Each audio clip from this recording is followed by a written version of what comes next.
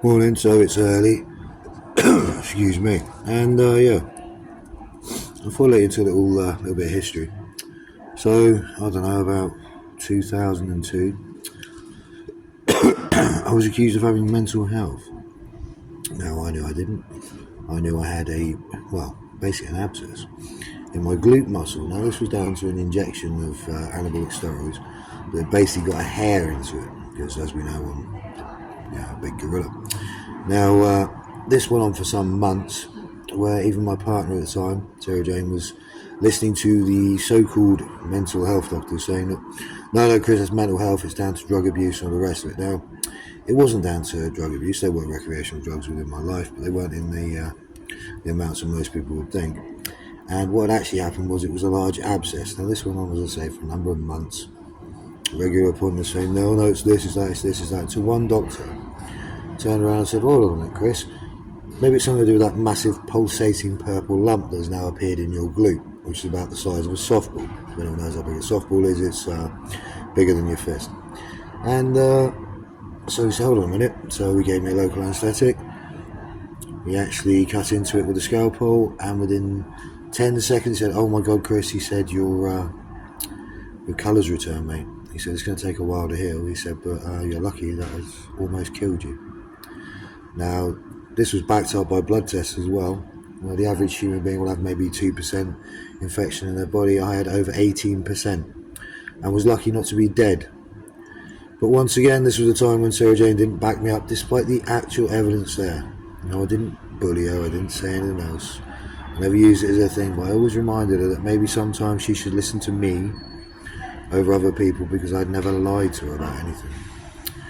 I've done the same here, really. I've basically given all the evidence, and this, when it comes out properly what this has done, I guarantee it's done irreversible damage to our children, to her, health-wise, mentally as well, and obviously it's done irreversible to us, because it's destroyed our family and destroyed our marriage, and yet she still doesn't want to accept these facts.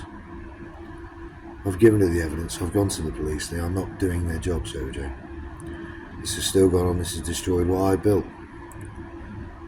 More importantly, destroyed what we built together as a family.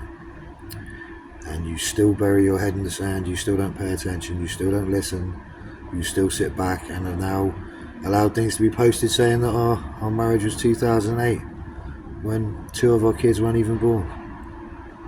What's happened to you, silly girl? What's justified all this action?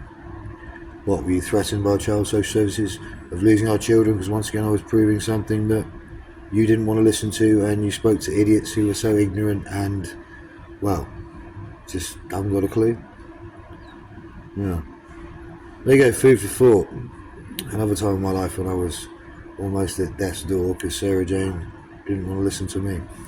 And it turned out that it was true, and the evidence is there like now. Yeah. Think about the lymph node on Ryan's neck. No infection. I've got one under here. Been there for over 2 years, Sarah Jane. No infection, but a lymph node up. Think about the teeth. Ryan's need for braces.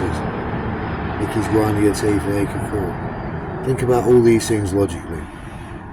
I guarantee you it's everything I put into emails to you.